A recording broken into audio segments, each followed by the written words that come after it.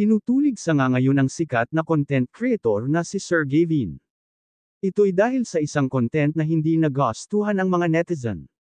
Well, deleted na ang nasabing video dahil na rin sa sobrang tinatamasa nito na pagtulig sa. Ilan dito ang mga opinion at komento ng mga netizen. Mula kay Harsh Costello, yung recent content ni Sergey Vin ang alarming. It's something that can't just be brushed off. Out of all the content ideas out there, bakit inappropriate joke pa? And to top it off, why involve a child in something so inappropriate? Kahit simpleng usapan o upuan lang yan, alam ng lahat na nakabastusan intent ng video. Given the fact that there are so many predators online, it's downright irresponsible. Sorry yung natapakan ko ang humor nyo sa diyang alarming lang. Naginamit nyo yung bata para doon. Sa panahon ngayon where predators lurk in the shadows of every digital corner. Even harmless pigs na kumakain, naglalaro, etc. lang yung bata becomes ammunition for exploitation. So what more a video of a child sitting and sliding down.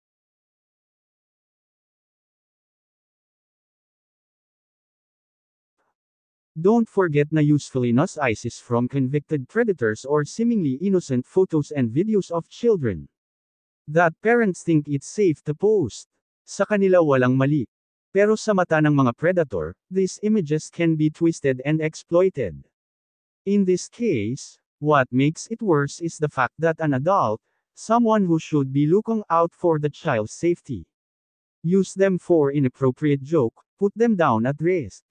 Mula naman dito kay Mami Mika Grace, ang baho ng humor mo, teacher ka pa man din, Sir Gavin. Isang netizen ang naglabas ng pagkadismaya sa Facebook matapos makita ang video ng content creator. At guro si Sergey Vin na may caption na slide, tinanggal na ang naturang video mula sa kanyang page. Ang nasabi nga pong comment ay mula kay Chi. Ayon sa netizen, makikita rin sa video na pinaupo ni Sergey Vin ang isang blank sa isang upuang tinawag na di umano'y blank chair. Kita rin umano ang paggalaw ng upuan habang nakaupo ang bata. Isang bagay na mariing kinundina ng netizen. Dahil aniya ang daming pedo online na pwedeng samantalahin yung ganitong klase ng content. Dagdag pa ng netizen, teacher ka pa naman pero parang wala kang pinag-aralan. Tandaan nyo, responsibilidad nyo yung mga matatanda na protektahan ng mga bata. Yung ginawa mo malinaw na exploitation. Ginagamit mo pa yung bata para sa view at pera.